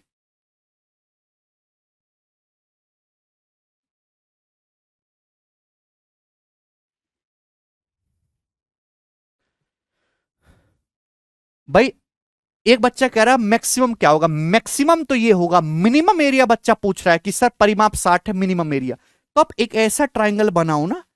ऐसा ट्रायंगल मैंने बनाया कि उसका जो है पेरीमीटर तो 60 है, लेकिन ये जो इसकी हाइट लगभग लगभग बिल्कुल जीरो के बराबर है, जीरो के बराबर, तो एरिया लगभग जीरो हो जाएगा, तो मिनिमम नहीं पूछेगा। मिनिमम एरिया तो जीरो हो जाएगा मेरे दोस्तों, ऐसे भी जीरो भी बना सकते हैं। ठीक है, ये बताओ इस सवाल से ज्यादा क्लैरिटी आएगी, ये बताइएगा मेरे दोस्तों। एक ट्रायंगल की एक साइड की लंबाई 8 सेंटीमीटर है, दूसरी साइड की लंबाई 5 सेंटीमीटर है, तो निम्न ऑप्शन में से कौन सा ट्रायंगल का एरिया हो सकता है? हो सकता है ट्रायंगल क्या होगा ये नहीं पूछा, पूछा यह है कि बताओ इन ऑप्शन में से ट्रायंगल का एरिया क्या हो सकता है। जवाब दो।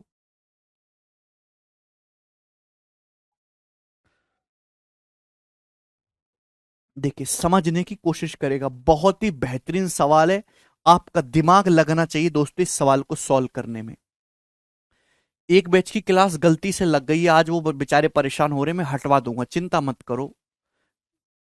एक ट्रायंगल की एक साइड 8 सेंटीमीटर है, दूसरी 5 सेंटीमीटर है, निम्न तीन ऑप्शन में से फर्स्ट सेकंड और थर्ड में से क्या ट्रायंगल का एरिया हो सकता है? बच्चे कह रहे हैं बी ऑप्शन, सी ऑप्शन, कैसे? जवाब दीजिए मेरे दोस्त। अलग सवाल है ये, पीछे की बात पीछे भूल जाइए। देखिए आप एक ऐसा ट्रायंगल बनाते हो मेरे दोस्तों जिसकी एक साइड मेरे प्यारे भाई 8 सेंटीमीटर, एक 5 सेंटीमीटर है। पूछा इस ट्रायंगल का एरिया क्या हो सकता है? तो मेरे प्यार भाई सपोज मैंने इनके बीच का एंगल थीटा मान लिया, कि माना भाई एक साइड 8 है, एक साइड 5 है, तीसरी साइड आपको पता नहीं है, थर्ड साइड आपको अननोन है, ज्ञात नहीं है। तो सपोज मैंने बीच का एंगल थीटा मान लिया, तो आप बताओ ट्रायंगल का एरिया क्या होगा? डेल्टा। एरिया आ जाएगा 1/2 साइड्स का प्रोडक्ट, बीच के एंगल का साइन, बीच के एंगल का साइन साइन थीटा, ये हो जाएगा एरिया। आप बोलोगे हाँ जी सर। मेरे दोस्तों आ जाएगा 40/2 यानी कि साइन थीटा, है ना, 20 साइन थीटा, यही आ जाएगा एरिया। आप बोलोगे हाँ जी सर बिल्कुल सही, कोई भी इसमें दिक्कत वाली बात नहीं है। 20 साइन थीटा, 1/2 साइड्स का प्रोडक्ट, बीच के एंगल का साइन, है ना भाई। हाइट तो यहां पे दी नहीं है ना आकाश, सपोज मैंने बीच का एंगल थीटा मान लिया, 20 साइन थीटा। आप बताओ अगर मुझे मैक्सिमम एरिया निकालना है, मैक्सिमम, तो मैक्सिमम क्या होगा मेरे प्यारे भाई? जवाब दीजिए भाई। ट्राइंगल का एरिया किस पे डिपेंड करता है? इस पे। अब एक बात का जवाब दो मेरे प्यारे भाई, साइन थीटा की मैक्सिमम वैल्यू क्या होती है? 1।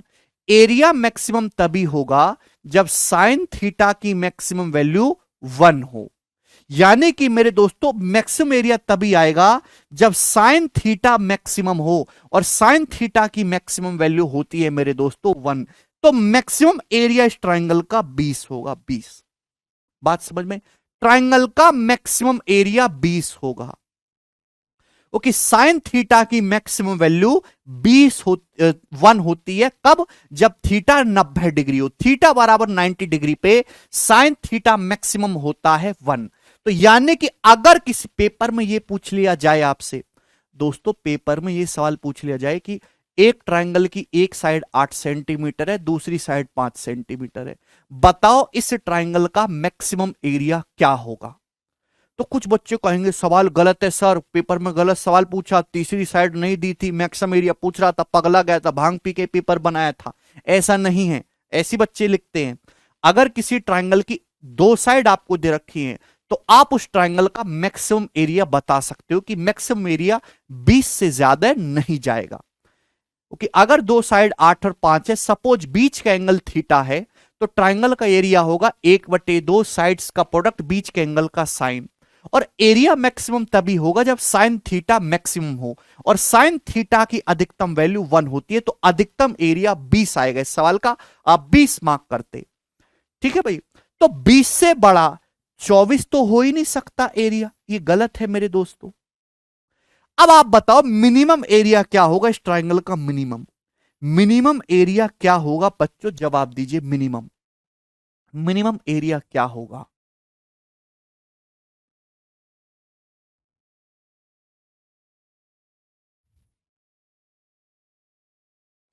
ट्रायंगल का मैक्सिमम एरिया 20 है, 20 से ज्यादा 24 नहीं हो सकता। मिनिमम एरिया क्या होगा?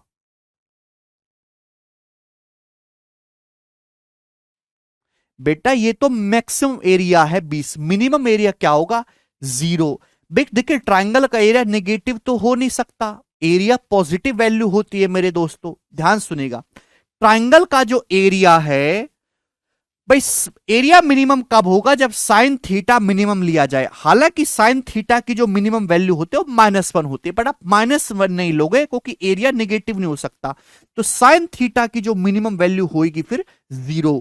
तो मिनिमम एरिया ट्राइंगल का 0 होगा मेरे प्यारे भाई, 0। ट्राइंगल का एरिया 0 से लेके 20 के बीच में कुछ भी हो सकता है। ट्राइंगल का जो एरिया है वो 0 से लेकर 20 के बीच में कुछ भी हो सकता है। भाई आप एक ऐसा ट्राइंगल बनाओ जिसकी साइड हो 8, 5 और तीसरी साइड हो 13, क्या बनेगा? एरिया 0 नहीं हो जाएगा? ओके, ट्राइंगल एक सीधी रेखा हो जाएगा। भाई ये साइड 8 है, दूसरी साइड ये 5 है, 5, और तीसरी साइड है दोस्तों 13, तीसरी साइड है दोस्तों 13। तो ट्राइंगल क्या बन गया भाई? एक सीधी रेखा बन गई, एरिया कुछ है नहीं, 0। यानी कि मेरे दोस्तों मैं आपसे कहना चाहता हूं, अगर किसी ट्राइंगल की दो साइड पता है तो उसका मैक्सिमम एरिया ऐसे निकालेंगे 20। लेकिन ट्राइंगल का जो मिनिमम एरिया होगा वो 0 होगा। ट्राइंगल का एरिया 0 से लेके 20 तक कुछ भी हो सकता है, एरिया 5 भी हो सकता है और मैक्सिमम एरिया 20 होगा। यानी कि मेरे दोस्तों यहां पे सेकंड और थर्ड दोनों ऑप्शन करेक्ट है, डी ऑप्शन सही उत्तर है इसका। क्लियर है?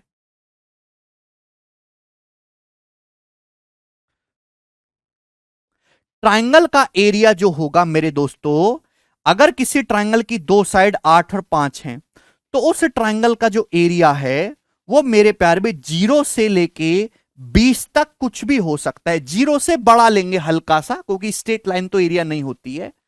ठीक है दोस्तों? हाँ हिमांशु, मैं आपकी बात अच्छी तरीके से समझ रहा हूं। ठीक है ना भाई? आप एक ऐसा ट्राइंगल बनाओ जिसकी साइड है मेरे दोस्तों एक 8 है, एक 5 है। ठीक है ना? अभी इस तरीके से कि 8 ले लो और मेरे दोस्तों ये 5 ले लो और ये तीसरी साइड। अब इसकी हाइट को आप इतना कम करो कि हाइट लगभग 0 है, हाइट लगभग 0 हो तो एरिया भी लगभग 0 आ जाएगा ना। 1/2 बेस गुणा हाइट करके हाइट बिल्कुल तन्नक बनाओ, बहुत तन्नक है ना, 0.1 मिलीमीटर की हाइट बनाओ तो एरिया भी लगभग 0 आएगा। तो यानी कि अगर आपको दो साइड दे रखे तो ट्राइंगल का जो एरिया है मैक्सिमम तो 20 है, लेकिन 0 से बड़ा, 0 और 20 के बीच में कुछ भी एरिया आप बना सकते हो। ठीक है, कंसेप्ट क्लियर हो गया? एरिया 1 भी हो सकता है, 2 भी हो सकता है, 3, 4, 5.5, ये कुछ भी एरिया हो सकता है। ठीक है ना? लेकिन मैक्सिमम 20 होगा और एरिया 0 से बड़ा होगा।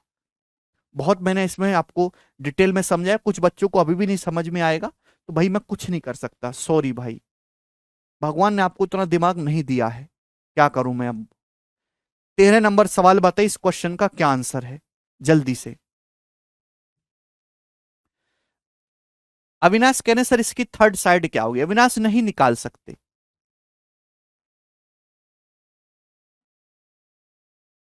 ये बताइए भाई सवाल का आंसर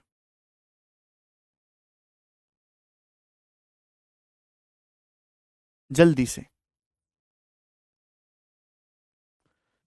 फटाफट बताइए।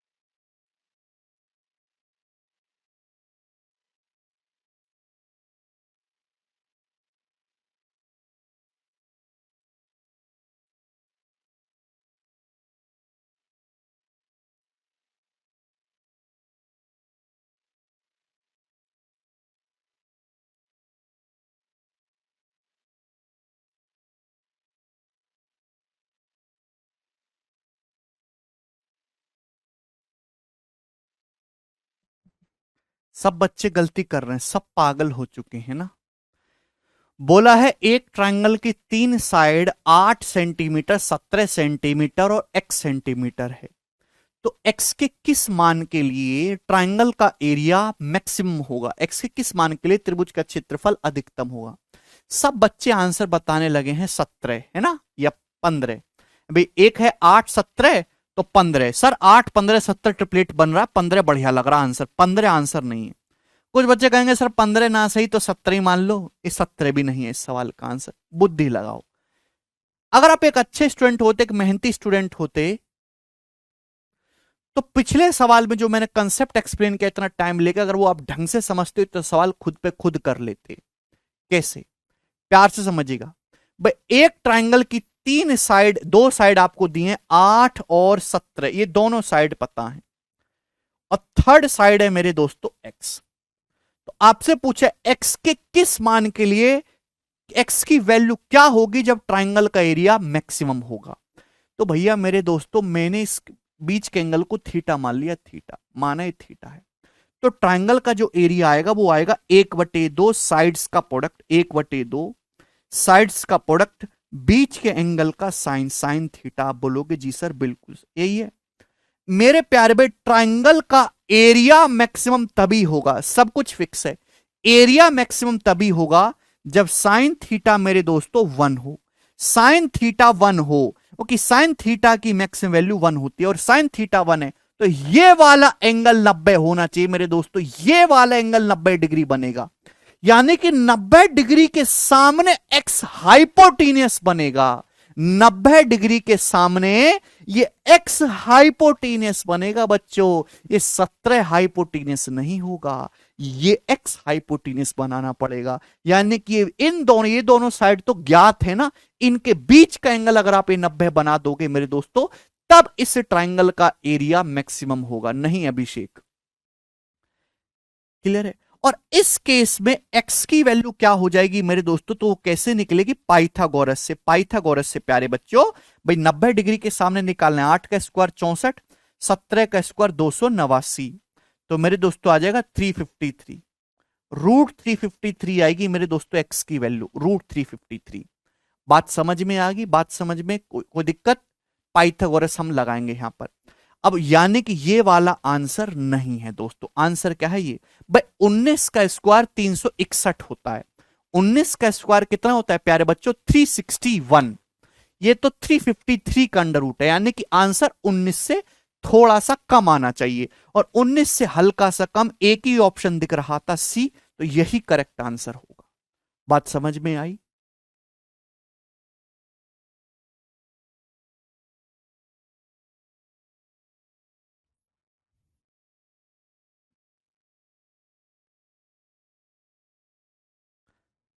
क्यों नहीं कर पाए थे बताओ आप? इस सवाल में यूज होने वाले सारे कंसेप्ट जब मैंने आपको पिछले सवाल में डिटेल में समझा दिए थे, बस ये हल्का सा चेंज था, तो आप इस सवाल पहली बारी में क्यों नहीं सही कर पाए?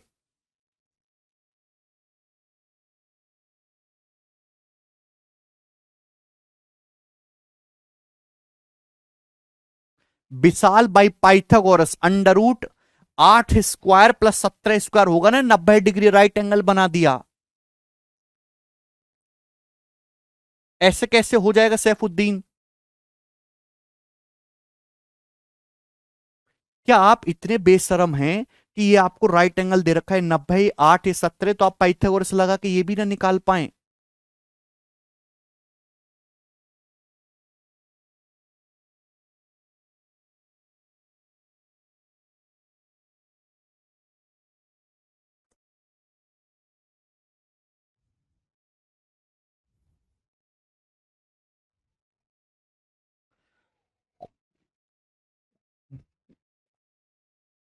आशुतोष यही तो पूछा है कि एक्स के किस मान के लिए ट्राइंगल का एरिया मैक्सिमम होगा। ट्राइंगल का एरिया ये होता है भाई, मैंने 8 और 17 ही क्यों ली, वो कि 8 और 17 की ही बारे में जानकारी है, ये दोनों साइड पता है, तीसरी तो पता ही नहीं है, तो इसको इग्नोर करो। और माना इन दोनों नोन साइड के बीच का एंगल थीटा है, तो एरिया ये आएगा। तो सारी वैल्यू तो मुझे पता है, अननोन तो केवल यही है ना। एरिया मैक्सिमम तभी होगा जब ये साइन थीटा मैक्सिमम हो, है ना। साइन थीटा मैक्सिमम करने के लिए मेरे दोस्तों साइन थीटा को 1 लेना होगा, यानी कि थीटा 90 डिग्री, ये वाला एंगल 90 डिग्री लेंगे। ठीक है भाई? नहीं समझ में आया दोबारा रिपीट करके देखो, तिबारा रिपीट करके देखो, 15-20 बार रिपीट करके देखो, दिमाग को चलाओ अपने, होगा अगला सवाल। और लास्ट सवाल होगा दोस्तों आज की क्लास का। सवाल नंबर है 14 आपके सामने। जवाब दीजिए इस क्वेश्चन का आंसर क्या? बहुत ज्यादा बुद्धि आपको लगानी है।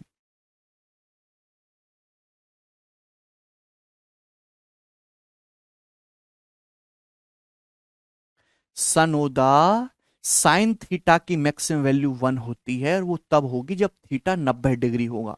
साइन 90 डिग्री का मान 1 होता है। नीरज कह रहे मैथ कैसे स्ट्रांग होगा? नीरज जीएस पढ़ के।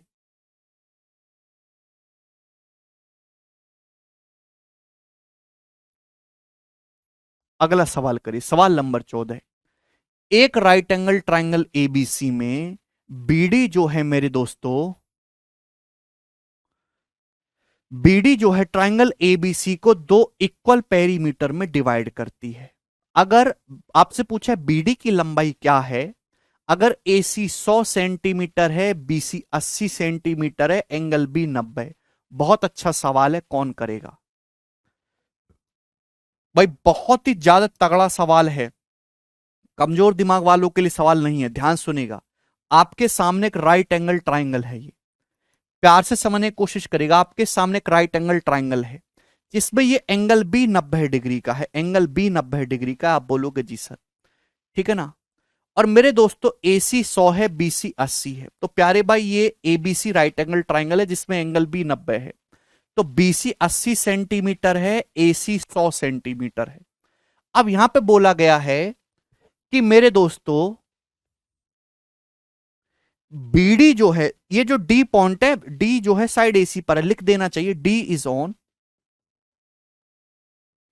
Side AC।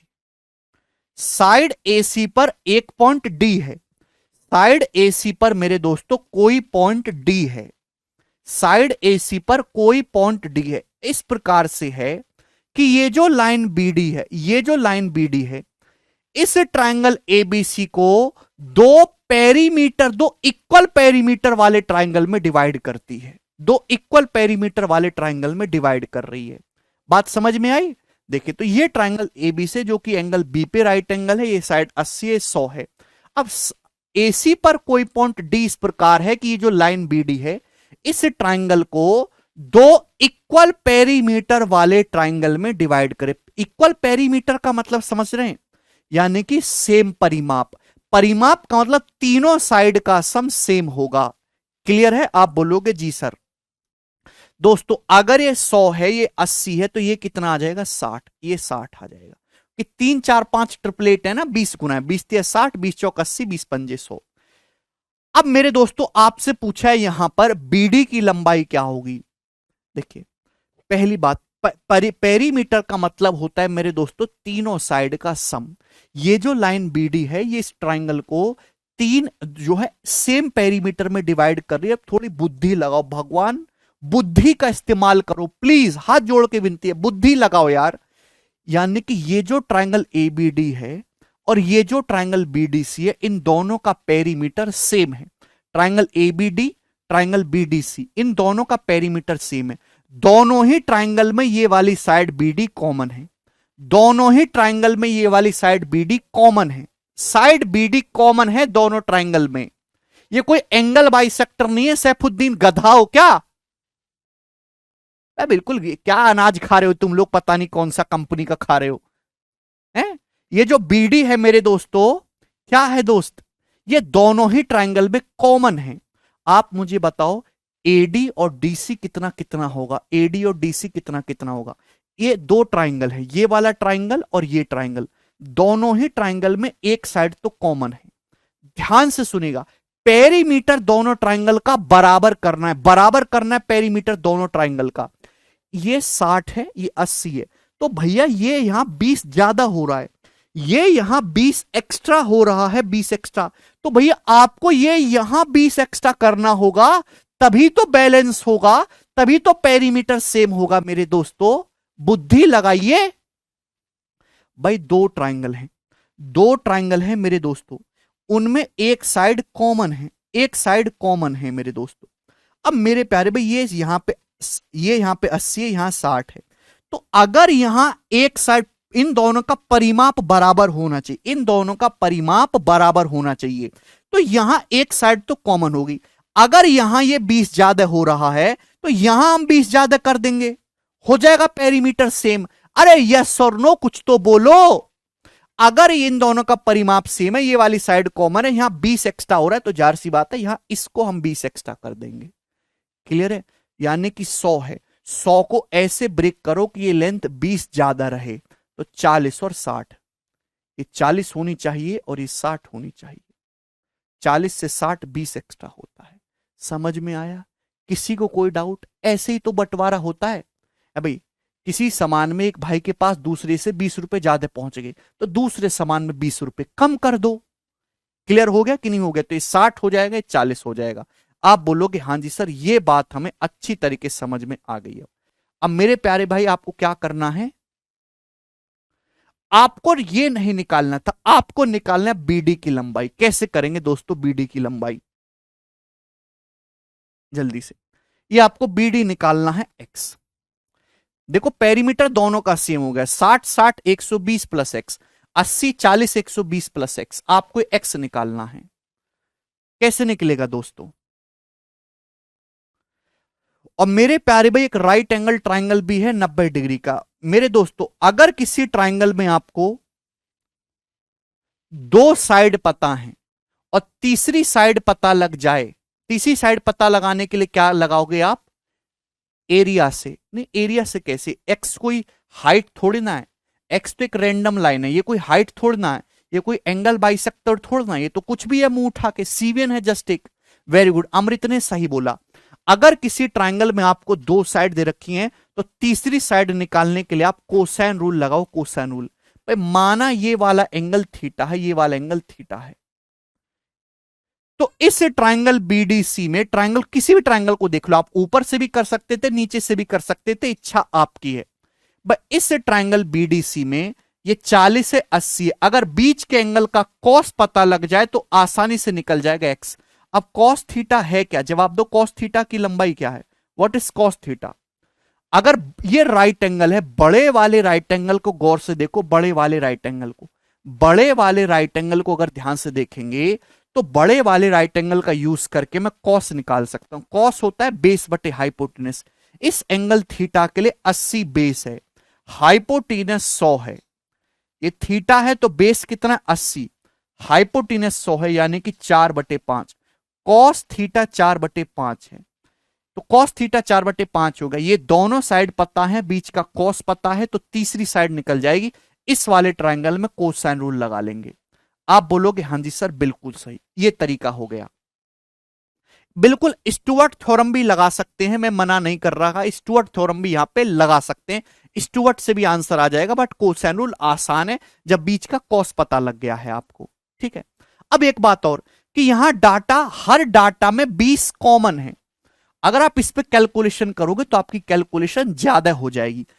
कैलकुलेशन को कम करने का भी एक तरीका बता रहा हूं। ये पूरा ट्रायंगल है, हर हर लेंथ में 20 कॉमन है। ये भी 20 से कट रहा है, ये भी 20 से कट रहा है, ये भी 20 से कट रहा है, ये भी 20 से कट रहा है, ये भी 20 से कट रहा है मेरे दोस्तों। क्लियर है? हर लेंथ में मेरे दोस्तों 20 कॉमन है, 20। तो एक तरीका बता रहा हूं आपको, आसान तरीका कैलकुलेशन को कम करने का। जब भी ऐसा सवाल आए तो जो लेंथ पूरे सिनारियो में कॉमन है उसको बाहर निकाल लो। इस पूरे डाटा को 20 से भाग दे दो मेरे दोस्तों, 20 से भाग, 20 से भाग देंगे 4 बार चला जाएगा मेरे दोस्तों, ये 3 बार चला जाएगा मेरे प्यारे भाई। भाई ये भी 3 बार चला जाएगा, हालांकि इसकी कोई जरूरत नहीं है, ये 2 बार चला जाएगा। ठीक है मेरे दोस्तों, आप बोलोगे हाँ जी सर। अब कैलकुलेशन कर लो, आसान कैलकुलेशन होगी। आपको एक्स निकालना है, कोसाइन रूल से एक्स का स्क्वायर बराबर 4 का स्क्वायर 16 प्लस 2 का स्क्वायर 4 माइनस 2 गुणा 4 गुणा 2, बीच के एंगल का कॉस, कॉस थीटा आ जाएगा जी 4/5, कॉस थीटा आ जाएगा कितना 4/5, तो 16 4 20, विराज नहीं, 16 4 20, तो 20 पंजे 100, 100 में से 4 चौक 16 दूनी 32 दूनी 64 घटाएंगे तो 36/5 आ जाएगा। कितना आ जाएगा 36/5, बोलो। अब ये 20 पंजे 100, 100 में से 64 घटाएंगे मेरे दोस्तों 36/5, अंडर रूट लेंगे तो एक्स की वैल्यू आएगी 36 का अंडर रूट 6, 5 का रूट 5। तो आपने देखा कि इजीली कैलकुलेट हो गया क्योंकि डाटा छोटा हो गया। क्या ये सही आंसर आया? नहीं, सही आंसर नहीं आया है भाई। जितना उधार लिया है उतना चुकाना भी पड़ेगा, जिससे डिवाइड किया है उससे मल्टीप्लाई भी करनी होगी। आपने शुरुआत में पूरे डाटा को 20 से डिवाइड कर लिया था, तो ये x की वैल्यू ओरिजिनल नहीं है। अब आपको पूरे डाटा को 20 से गुणा भी करना होगा मेरे दोस्तों, एक्चुअल में x की लंबाई ये होगी। ये तरीका होता है आसान कैलकुलेशन कम करने का। जिस नंबर से भाग किया है वापस उस नंबर से गुणा भी करना होगा। भाई भाग करके आसान डाटा में कैलकुलेशन कर लो, 20 से भाग के वापस 20 से गुणा कर देंगे। आप बोलोगे जी सर, तो रूट 5 से कट जाएगा, 4 पंजे 20 होता है ना, 4 रूट 5 बार, तो 24√5 इस क्वेश्चन का आंसर आ जाएगा। यानी कि मेरे दोस्तों ऑप्शन नंबर बी करेक्ट है, ये बीडी की लंबाई होगी। बहुत बढ़िया सवाल है, शानदार सवाल है, आप सभी को समझ में आया होगा। ठीक है दोस्त, और आज के लिए इतना ही छोड़ेंगे।